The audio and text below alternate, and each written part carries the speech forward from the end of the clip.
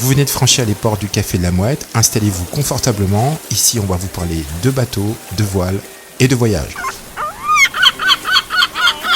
Mais c'est pas une mouette ça, c'est un goéland. Ouais, on s'en fout. Bonjour ou bonsoir et bienvenue pour un nouvel épisode du Café de la Mouette. Comme vous le savez déjà, le Café de la Mouette, c'est le podcast du magazine de French Sailor. Ce soir, je suis avec Stéphanie. Bonsoir Stéphanie. Bonsoir Valérie. Et on va parler d'un sujet passionnant. De quoi va-t-on parler ce soir ? Eh bien dans ce nouvel épisode, nous allons parler des régulateurs d'allure. Ah, un sujet trop cool. Ça, on adore ça, les régulateurs d'allure. Super intéressant en effet. Alors parmi les différents thèmes que nous allons aborder ce soir, il y a tout d'abord l'histoire des régulateurs avec un petit peu leur fonction principale.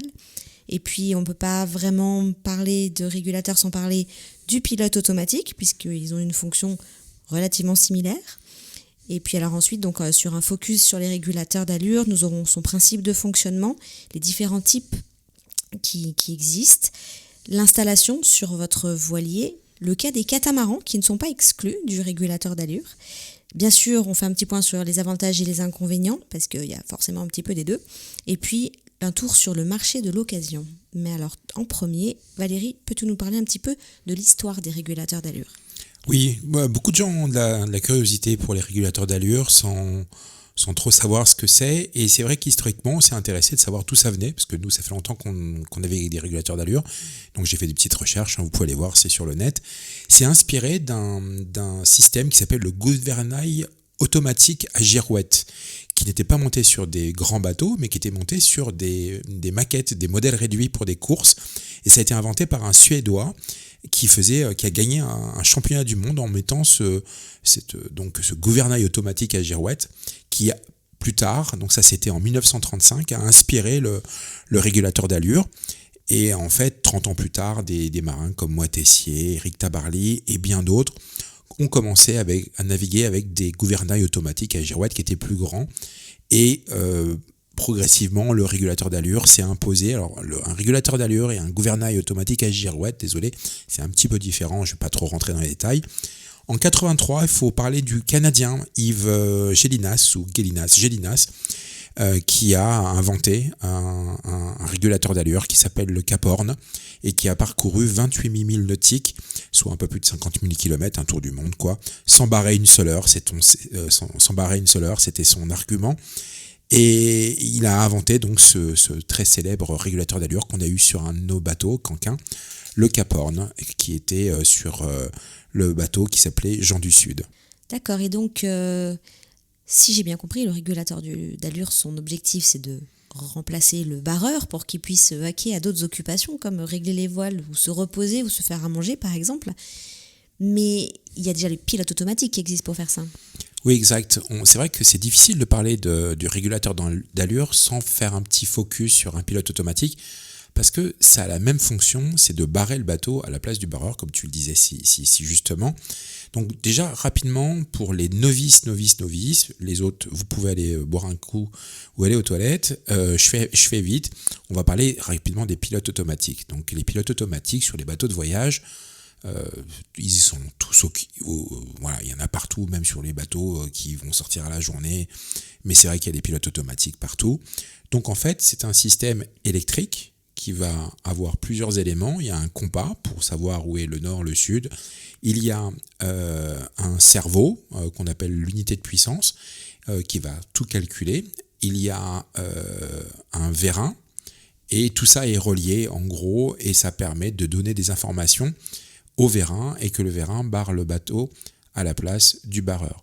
Il y a d'autres éléments qu'on peut rajouter comme le speedo, donc c'est une petite molette qui tourne sur le bateau qui va donner une notion de vitesse, et la girouette qui est en tête de mât qui va donner une notion d'angle par rapport au vent. Et un pilote automatique électrique, on peut lui donner une commande de dire tu vas barrer le bateau en fonction d'un cap, par exemple tu vas au 360, donc il va barrer au 360.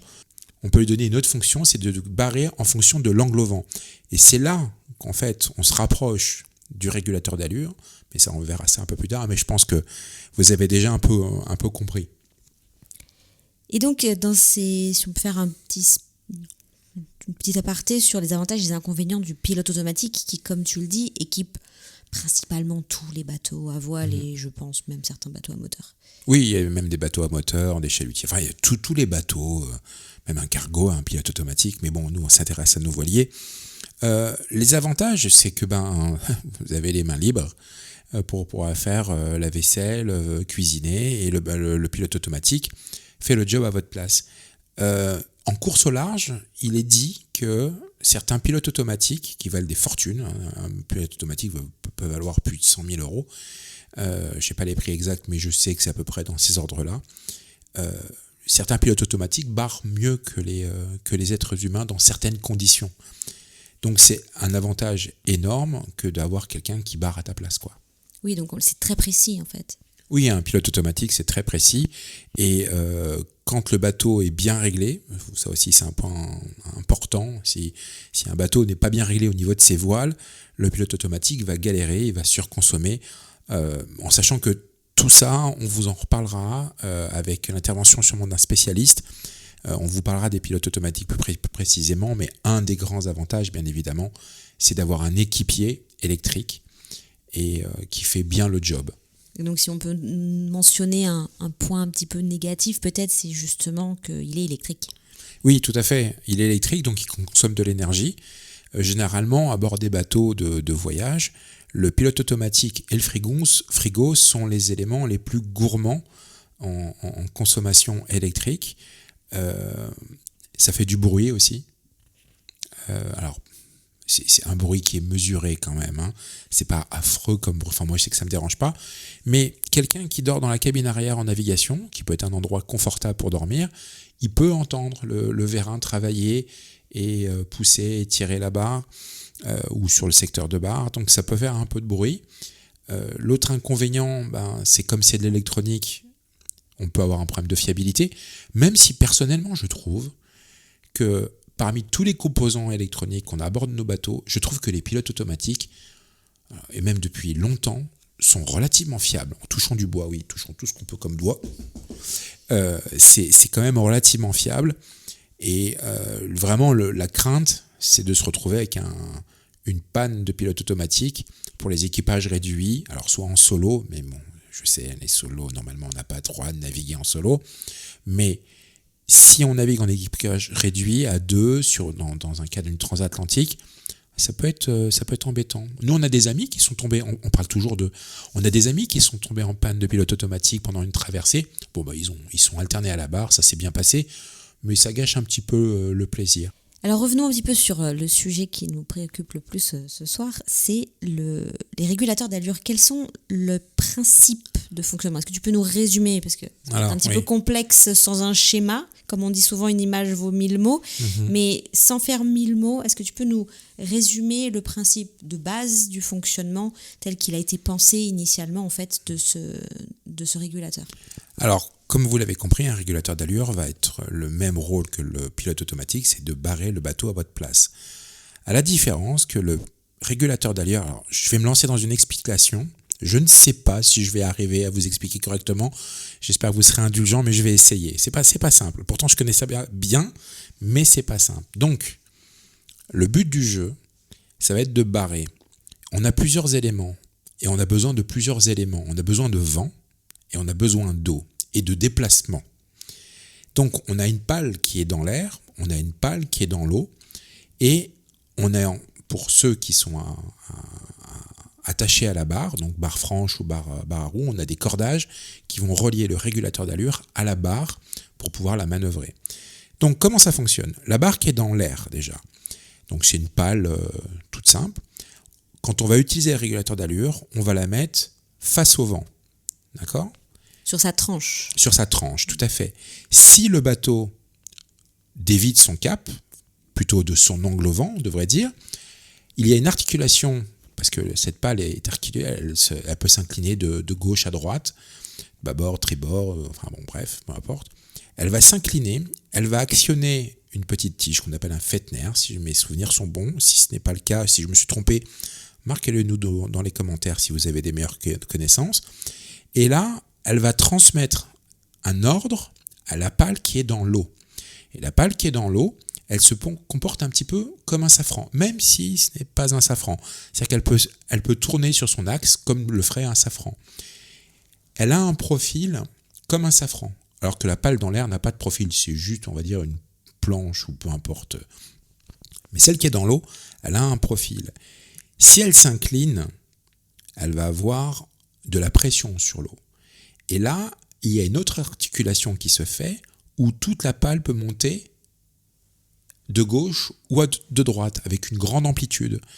Et c'est en montant de gauche ou de droite qu'elle va transmettre un ordre à des cordages attachés à cet axe, à la barre. Et le bateau va toujours, le régulateur d'allure va toujours vouloir replacer le bateau avec un angle au vent constant. Donc si vous vous mettez travers au vent, la pale sera, vous verrez la face et la tranche sera vers le vent et elle va faire son job. Oui, ce qui fait qu'en fait, en gros, ça veut dire qu'une fois qu'on a réglé la pale aérienne, quand tout le régulateur est bien posé, qu'on a réglé la pale aérienne, sa tranche face au vent qu'on reçoit. Exactement, selon la direction qu'on veut prendre. Mm-hmm. Donc, comme tu disais, soit travers au vent, soit plus ou moins largue, soit peu importe, ça marche à toutes les allures. Voilà. Ah, ok, c'est bien. Et donc, une fois qu'on a réglé cette pale aérienne, c'est la seule action en fait que nous, on est à faire. On choisit notre angle au vent par rapport au cap qu'on veut suivre. Mm-hmm. On met cette tranche de la pale aérienne face au vent. Et ensuite, c'est ce système mécanique, en fait, qui va donner l'ordre d'aller, comme tu disais, une espèce de balancier, en fait. C'est ça, il y a un balancier. À la pale qui, elle, est dans l'eau et qui va monter du côté qu'il faut, en fait, pour contrer le mouvement du bateau. Si le bateau il va vouloir l'offre un petit peu ou abat un petit peu, de façon à le ramener toujours sur le cap que toi, tu as déterminé par rapport à l'angle au vent. Exactement, ça marche à tous les angles au vent, mais il y a des angles auxquels ça marche mieux. Mais ça, on va le voir aussi un petit peu plus tard. Et aussi, il faut comprendre qu'un régulateur d'allure, donc c'est quelque chose qui est totalement mécanique, c'est quelque chose de très puissant, mais il y a une action qui est plus dure que l'autre, c'est de faire abattre le bateau, notamment quand on est au portant. Faire abattre le bateau, ça fait tirer très fort, et des fois, c'est là qu'on peut atteindre des limites. Oui, donc tu disais que ça fonctionne à toutes les allures que tu peux rencontrer en bateau. Oui. Mais est-ce qu'il y a des limites en termes de puissance de vent ? Est-ce que ça fonctionne même quand il y a très peu de vent ou même quand le vent commence à monter un peu plus fort ? Par rapport aux forces de vent, il faut comprendre que sur beaucoup de régulateurs d'allure, c'est fourni avec 2 pales, une grande dans du temps plutôt petit à médium et une petite pale qui va faire plus de vent. C'est comme ça que nos 2 régulateurs d'allure qu'on ils avaient 2 pales. En limite de force de vent, moi j'ai fait du régulateur d'allure jusqu'au portant 45 nœuds apparents, donc plus de 50, et il n'y avait pas de problème. Et auprès, je crois que le maximum qu'on ait pu faire, je pense que c'était avec Orio, une 30aine de nœuds apparents, donc un peu moins de 25 nœuds, un peu moins de 25 nœuds, mais ça peut tenir plus, quoi. Ensuite, on essaie d'éviter 50 nœuds auprès. Ouais, non, mais à mon avis, ça tient plus. Mais nous, notre expérience personnelle, c'est plus de 50 nœuds au portant et auprès, je sais pas, moi, une 30aine de nœuds, on a dû faire. Mais je pense que ça tient plus. Ensuite, ça va dépendre de plein de choses. Mais donc, c'est intéressant de dire on peut changer effectivement l'aérien si on a besoin, ou si vraiment le vent tombe, d'avoir un aérien plus grand et plus léger, si mes souvenirs sont bons. Même souvent c'est une toile, hein, c'est un petit peu alors plus léger. Ça dépend des modèles. Encore une fois, sur le Cap Horn qu'on avait sur notre ancien bateau Canquin, c'était une structure en inox très fine, des tiges toutes légères qui étaient enveloppées par de la toile de spi. Alors la toile de spi et les UV, c'est pas top, donc au bout d'un moment il a fallu tout rechanger, mais j'avais trouvé un super maître voilier au marin en Martinique qui m'avait refait un travail impeccable. Et sur notre régulateur actuel, c'est un autre matériau, une sorte de plastique qui est pas mal. En sachant que pour les régulateurs d'allure, c'est dans le petit temps, là où il n'y a vraiment pas beaucoup de vent, et que le bateau avance très lentement, qu'on peut avoir des problèmes.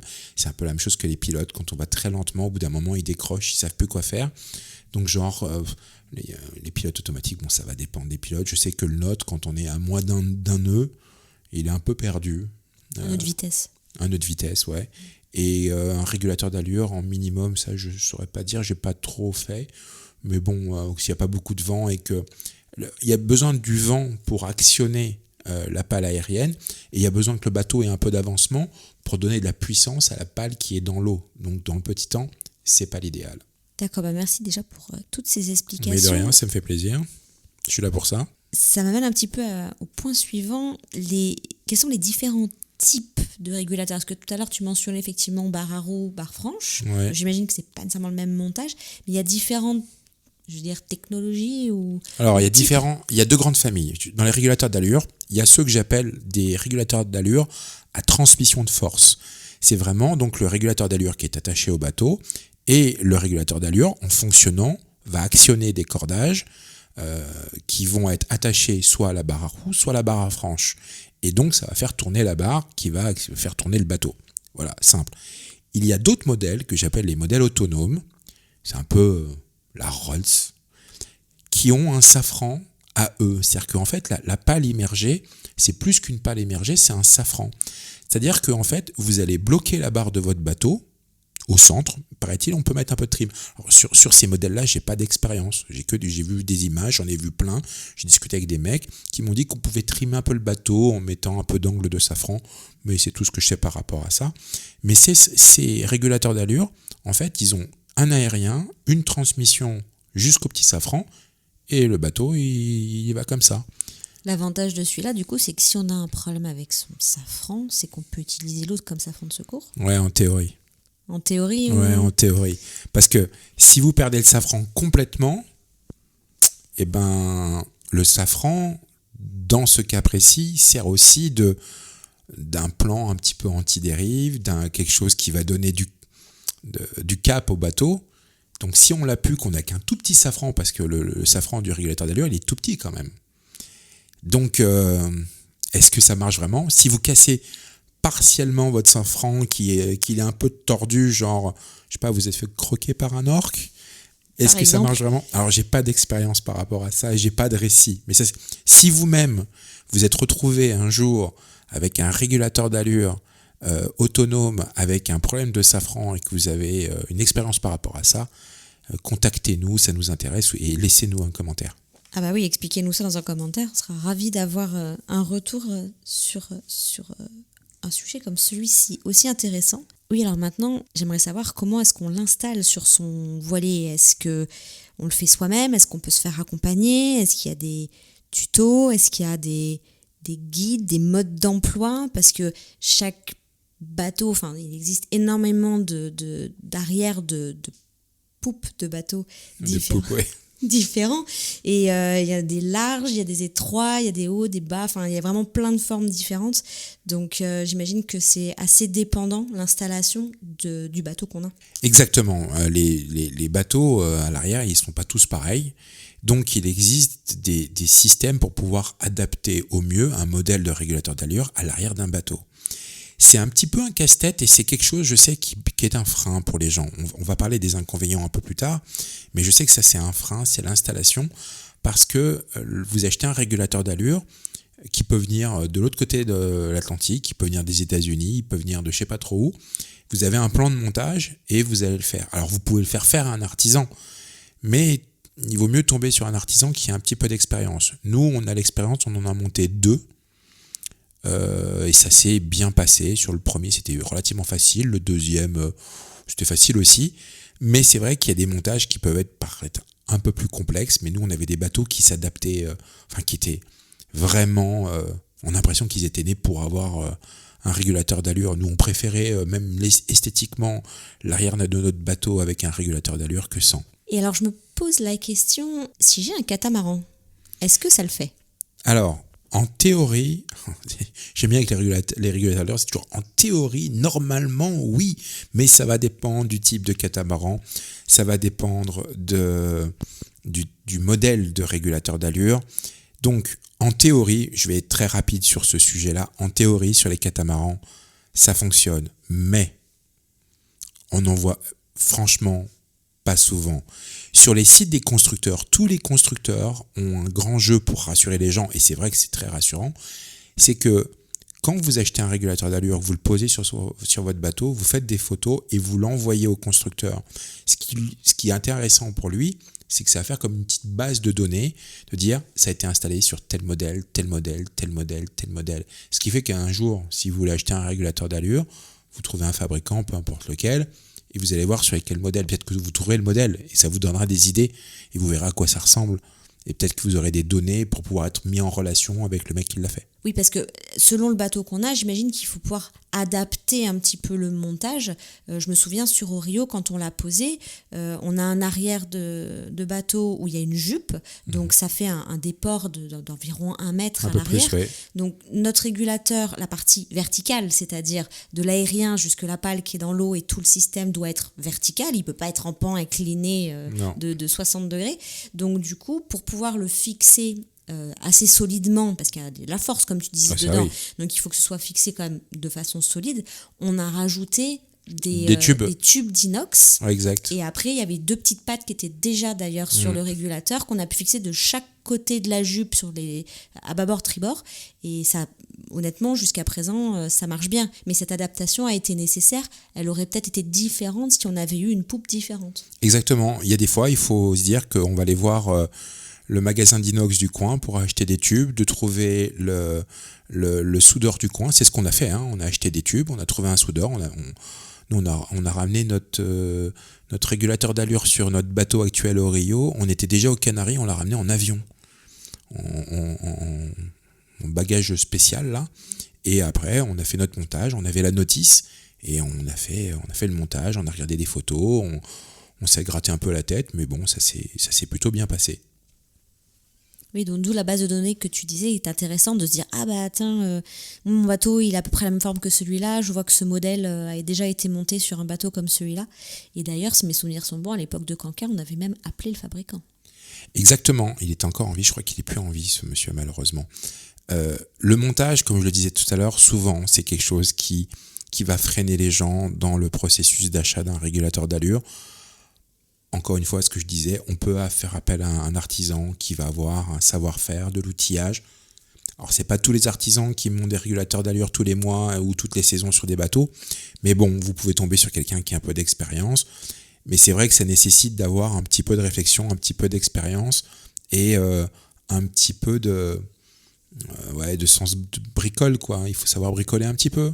Oui, au pire, après on demande à des amis qui viennent nous aider. Ouais, exactement. Après, vous pouvez acheter un bateau qui a déjà un régulateur d'allure aussi. Alors nous, on a fait un système, c'est Stéphanie qui l'a pensé, où en fait, le régulateur d'allure, quand on est en marina et que on s'amarre en marche avant, comme on n'a pas envie de se faire estanquer estanquer, oui, mais merci Pierrot. On n'a pas envie de se faire estanquer le régulateur d'allure par quelqu'un qui rate sa manœuvre dans le port, parce qu'on l'a déjà vu. On a un système qui nous permet en 5 minutes, même à peine, de soulever le régulateur d'allure, et comme ça il ne traîne plus à l'arrière du bateau, et c'est quand même vachement pratique. Et même quand on hiverne le bateau, on le démonte en 15 minutes et on peut le remonter en 15 minutes. Oui, en fait c'est qu'un jeu de boulons à desserrer, et puis on le bascule en fait et on attache à l'arrière du bateau. C'est vachement pratique. C'est pratique. Alors souvent une grande question quand on a un choix à faire, c'est de se dire quels sont les avantages et quels sont les inconvénients. On pèse un peu le pour et le contre pour se dire est-ce que je vais faire ce choix ou pas. Est-ce que tu peux nous faire, alors j'imagine qu'il en existe une très grande liste selon les expériences de nos auditeurs, et peut-être qu'ils en auront d'autres à rajouter, mais de façon assez générale, la liste des inconvénients du régulateur, mais aussi ses avantages, parce que s'il y en a tant de marins qui naviguent avec ça, c'est qu'il doit y en avoir comme des avantages. Exactement. Alors, des avantages, des inconvénients, là, il y a beaucoup à dire, notamment sur les inconvénients.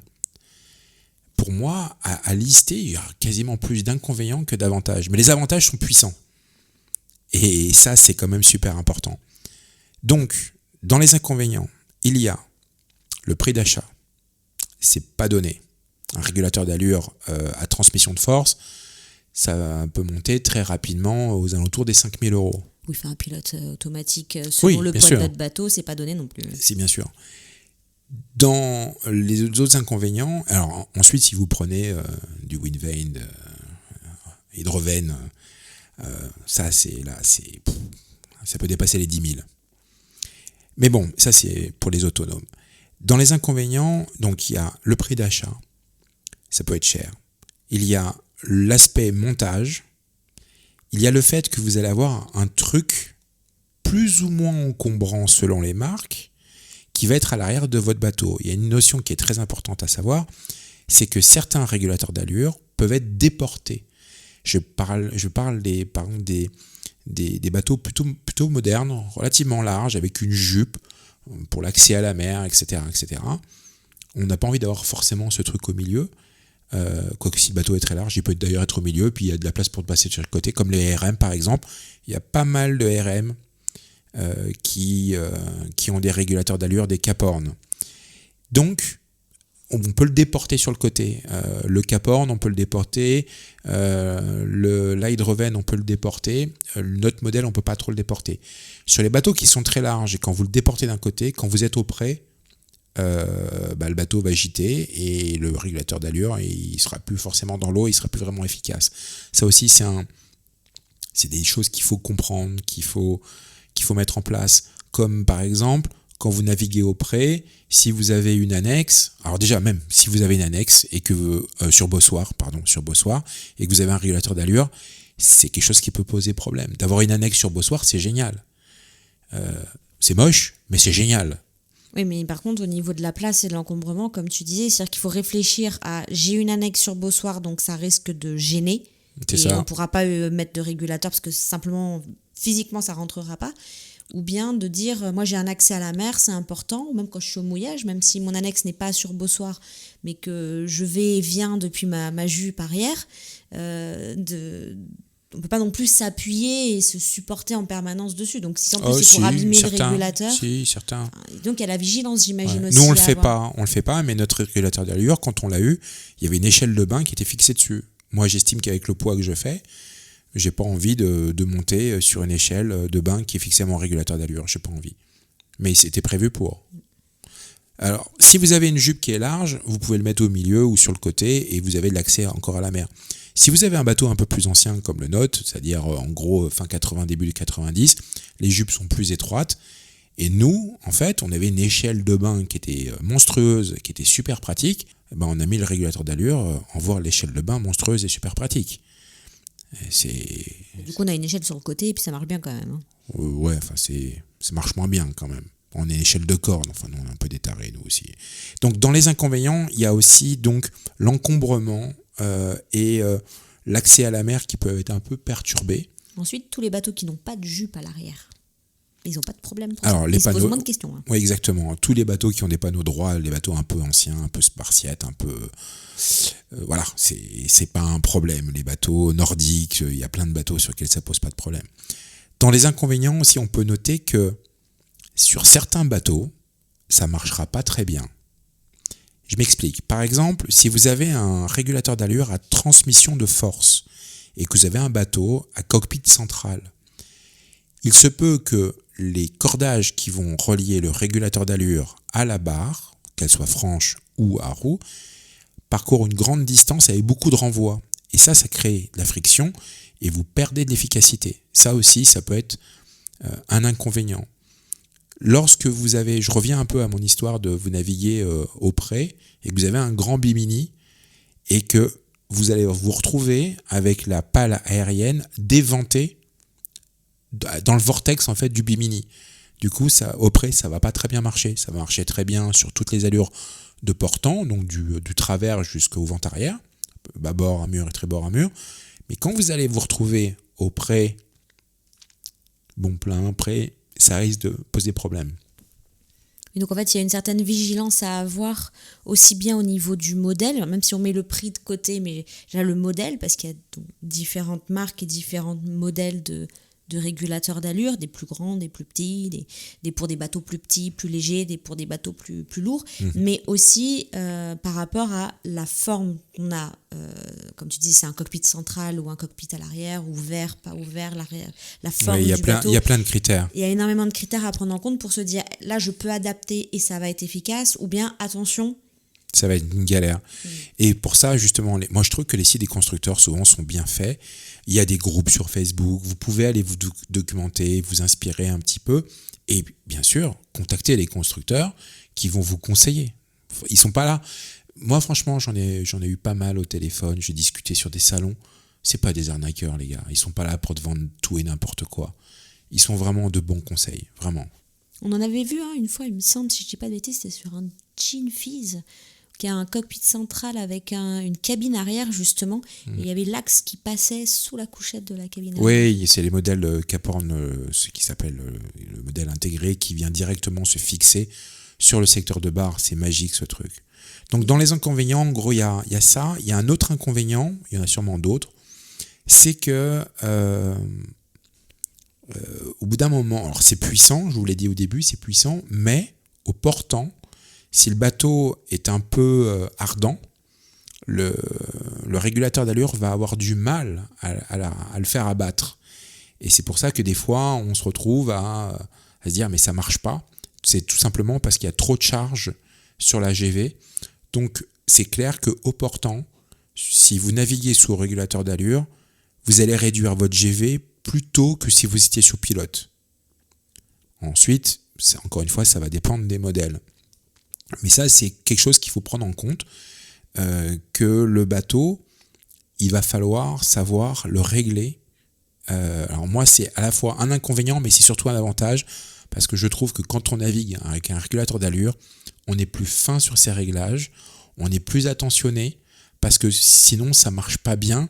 On a notre bateau qui va faire des lacets. Ça aussi, ça va dépendre des bateaux. Nous, on a une quille qui c'est pas une quille longue notre bateau, mais on a une quille qui quand même, elle est. Elle fait quand même 3,20 m sous le ventre du bateau. Ouais, elle est attachée, elle fait 3,20 m à la base. Donc on cape super bien et notre bateau, sous régulateur d'allure, ne fait quasiment pas de zigzag. Voilà, il ne le voit pas trop, donc c'est super agréable parce que ça, c'est un des inconvénients, notamment au portant où le bateau fait des S sur l'eau. Bon, c'est pas très grave. Moi, j'ai traversé l'Atlantique comme ça en faisant un petit peu des S avec Canquin. Ouais, j'ai arrivé de l'autre côté. J'ai dû perdre quelques heures, mais voilà, c'est un peu moins esthétique à voir. Mais bon, il n'y a personne qui me regardait. Oui, donc quelque part, en fait, c'est presque un avantage parce que ça oblige à avoir plus de finesse dans son réglage de voile. Ça veut aussi dire que on ne surtoile pas son bateau quand on va naviguer sous régulateur d'allure. Devant, on peut un peu. Pour être plus à l'aise, quoi. Ouais, on peut mettre un peu plus de toile devant pour que le bateau soit bien tiré par l'avant. C'est pas un problème. Mais du coup, on perd pas vraiment de vitesse et on fait attention à son gréement en même temps. Honnêtement, je pense qu'on perd un peu de vitesse. Honnêtement. Sur Orio, sur notre bateau, la différence, elle est infime. Mais honnêtement, je pense qu'on va moins vite sous régulateur d'allure que sous pilote automatique. Ensuite, tout dépend du type de bateau, de l'expérience de navigateur, du type de pilote, du type de régulateur d'allure. C'est sûr que si vous voulez faire du régulateur d'allure avec un bateau un peu pointu, genre un JPK ou un RM sous spi dans la brise, non, oubliez le projet, je pense que ça va pas bien se passer. Par contre, si vous voulez avancer tranquille, pépère, avec un RM, j'ai vu plein de RM, alors peut-être un peu plus anciens qu'un 1380 tout dernier ou un Red Rocket 1080, mais j'ai vu, je crois qu'on avait fait la connaissance d'un monsieur à Santa Cruz, il avait un 1070 avec il avait le combo parfait. Derrière, il avait un Caporn et en plus de ça, il avait un hydrogénérateur. Ce qui fait que quand il était sous pilote, il avait l'hydrogénérateur dans l'eau et il était tranquille, il avait de l'énergie. Et quand il avait envie de faire du régulateur d'allure, parce qu'il aimait faire du régulateur d'allure, il relevait l'hydrogénérateur et il faisait du régulateur d'allure. Ouais, c'est génial. Oui, donc c'est vrai que quand on est plutôt sur une config plaisance, voyage un peu au long cours. Exactement. On n'est pas en train de jouer la montre et on n'est pas en régate. Donc voilà, même si on met un tout petit peu plus de milles nautiques ou un tout petit peu plus de temps parce qu'on a un peu sous-toilé le bateau, il n'y a pas... C'est ça. C'est pas grave, quoi. Il y a beaucoup de bateaux. Nous, encore une fois, vous le savez, on est aux Canaries maintenant.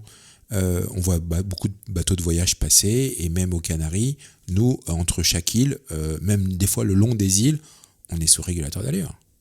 On est sur régulateur. D'ailleurs, c'est une notion que je voulais aborder parce que je ne l'ai pas dit. Et je suis sûr qu'il y a des débutants qui se disent « Ouais, mais qu'est-ce qui se passe quand le vent tourne ?»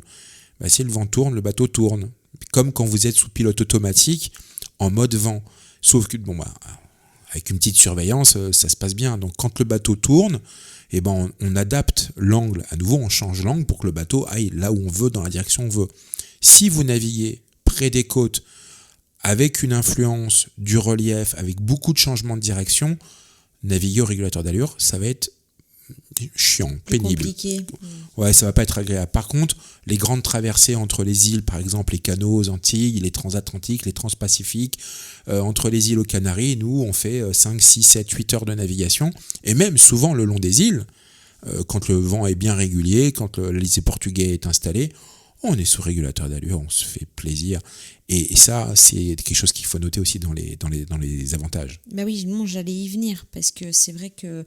En fait, la manœuvre, la seule qu'on a vraiment à faire, c'est de jouer sur ces petits cordages pour garder l'angle au vent qu'on veut, pour pouvoir faire le cap qu'on veut. Donc j'ai même envie de dire, si on a envie d'abattre ou qu'on a besoin, on change. Parce qu'on est en train de tourner autour d'une île, par exemple... On modifie l'angle de la pale au vent et tout fait. Dans les inconvénients aussi, il y a ça. C'est la mise en œuvre. C'est-à-dire que si tu compares le pilote automatique, on va dire tu as un NKE avec télécommande. Tu as réglé tes voiles, tu appuies sur le bouton sur ta télécommande, et le bateau il fait toi. Avec un régulateur d'allure, ça va être plus long. Tu vois, tu vas régler tes voiles, ok, tu vas prendre la barre, tu vas voir un peu si ton bateau il est bien équilibré. Normalement, il faut le faire aussi pour un pilote automatique. Et là, tu vas connecter ta barre avec le régulateur d'allure, donc c'est un petit coup à prendre. Tu vas t'assurer que c'est bien, tu vas affiner un petit peu. C'est plus long. Mais à la fois, qu'est-ce qu'on a d'autre à foutre ? Oui, c'est une occupation. Moi, j'adore. Après, on regarde la mer, on regarde ses voiles, on regarde le paysage autour. Pourquoi pas regarder un petit peu aussi l'arrière de son bateau et puis s'occuper de ce régulateur. Du coup, dans les avantages, le plus gros... il n'y a pas besoin d'énergie. L'énergie. Il n'y a pas besoin d'énergie. Mais il y a une petite exception, je vais vous en parler après. Bien sûr, vous l'avez compris, si un jour vous êtes en panne électrique, si vous avez un problème, vous avez un régulateur d'allure, le bateau il se barre comme ça. Si vous avez des batteries qui sont un peu justes et que vous dites, ah là là mon Dieu, en traversée, nous des fois on se dit, on est un peu juste batterie. Bon, mais le régulateur d'allure, on n'est plus juste batterie, on est tranquille. Un régulateur d'allure, c'est mécanique, c'est solide. Alors le Note, il avait un petit souci de conception, mais bon, ça a été réglé vite fait. Et ça a été renforcé, mais ça tombe pas en panne, un régulateur d'allure. C'est ça qui est génial, ça tombe pas en panne. Alors on peut se dire, pour les transats, il y a les sargasses, que c'est un peu un attrape-sargasse. Ça c'est vrai, c'est aussi un inconvénient. Vous avez vu le nombre d'inconvénients ? Il y en a plein. Et pourtant, nous, on ne lâcherait jamais notre régulateur d'allure. Donc c'est pas très grave, de temps en temps, on passe la gaffe pour enlever les sargasses et c'est reparti. C'est silencieux, c'est puissant, ça ne nécessite pas d'électricité. Moi je peux le regarder travailler pendant des heures, je trouve ça trop joli à regarder, ça me fascine, et c'est silencieux quoi. Et puis surtout je crois que c'est la fiabilité du système, parce que c'est que mécanique, il n'y a pas d'électricité, il n'y a pas d'électronique, il n'y a pas de câble, il n'y a pas... Exactement. Alors il y a un cas où il peut avoir de l'électronique, c'est-à-dire que si on veut avoir un régulateur d'allure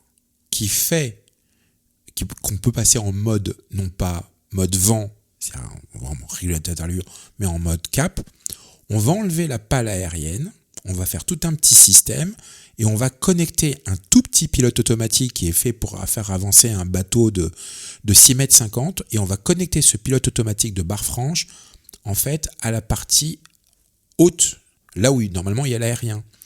Et on va dire au pilote automatique, tu me tiens un cap et il va transmettre l'information. Ce qui fait qu'en fait c'est génial parce que avec un régulateur d'allure, vous pouvez avoir un pilote automatique acheter 500 balles d'occasion sur le bon coin, voire même 300 balles, qui est fait pour barrer un bateau de 2,5 tonnes, il va vous barrer un bateau de 13 tonnes. Enfin, il va juste donner une information. Donc vous pouvez faire des petites recherches, je vais essayer de vous mettre en post quelques photos, ça va vous éclairer un peu et vous comprendrez un petit peu mieux. Bien sûr, si vous avez des questions, n'hésitez pas dans la section commentaires.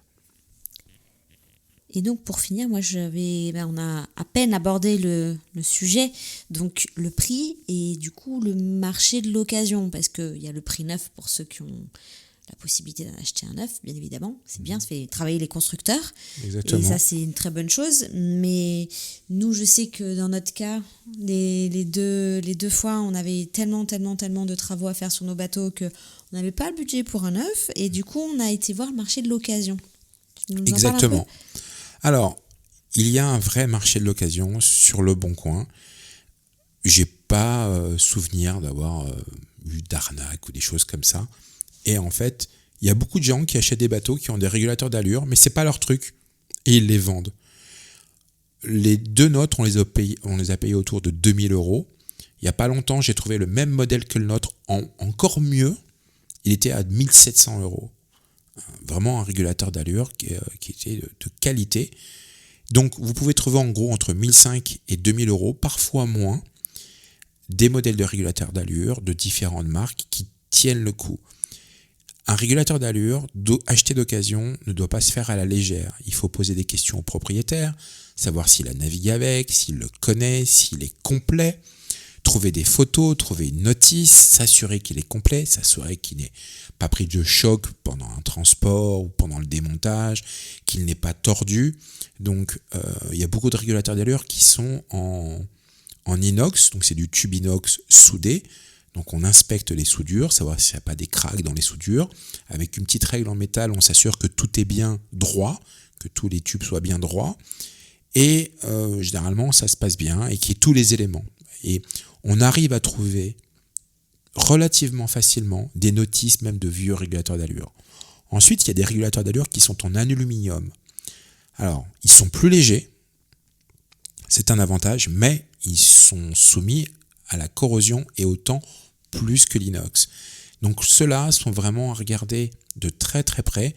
Alors quand je dis qu'ils sont plus légers, certains ils ont de la masse d'aluminium, donc ils sont relativement lourds aussi, mais on en trouve notamment les Ariès le Ariès qui est à nouveau construit. C'est un super régulateur d'allure. Donc en fait il y a vraiment un marché de l'occasion, et notamment aux Antilles. Il y a des gens, ils arrivent aux Antilles, ils vendent le régulateur d'allure et des fois même le SPI. Je pense qu'on a fait un petit peu le tour. C'est un sujet qui est très vaste. Je suis sûr que si vous-même vous y connaissez bien en régulateur d'allure, vous allez dire « Ah, mais on a pu parler de ci, on a pu parler de ça ». Mais bon, vous nous laissez un commentaire. C'est toujours intéressant d'avoir des avis de gens qui pratiquent. Alors nous aussi, c'est vrai qu'on pratique, mais peut-être que vous avez une autre notion de la pratique et un autre niveau. Donc, je pense qu'on a fait le tour, en tout cas, de ce qu'on avait à vous dire. Et puis, pour les débutants qui, eux, n'en ont encore jamais fait, ou pour les personnes qui naviguent déjà, mais qui se posent la question et qui hésitent vraiment en ce moment à dire est-ce que je passe le cap et est-ce que j'en installe un, j'en achète un, ben pareil, écrivez-nous, n'hésitez pas. Oui, vous écrivez, on vous fera un petit message pour vous répondre. On est un petit peu en retard sur la réponse des commentaires, désolé. On est un petit peu en retard parce qu'il y a pas mal de boulot. Quelques petites informations. Première information, le prochain du numéro de French Sailor est en bouclage. Il devrait sortir à peu près en temps et en heure, c'est-à-dire, on va dire mi-avril. Ça me laisse un petit peu de marge. Normalement, on sort le 15. On sort les 15. Mais bon, là, aux alentours du 15, elle va sortir. C'est un numéro qui va être très joli et qui va sûrement vous surprendre. Et autre information, je serai présent normalement au salon du Multicoque à la Grande Motte entre le 22 et le 26 avril pour vous préparer une petite surprise qui sortira en mai normalement. Cette fois-ci, je pense qu'on a fait le tour. Merci beaucoup pour être resté tout au long de cet épisode avec nous. Comme d'habitude, n'oubliez pas de vous abonner. Un petit pouce bleu, ça nous encourage et ça fait travailler un peu l'algorithme dans notre faveur. Merci de nous avoir suivis. Bonne soirée. Bonne navigation. Et à la semaine prochaine.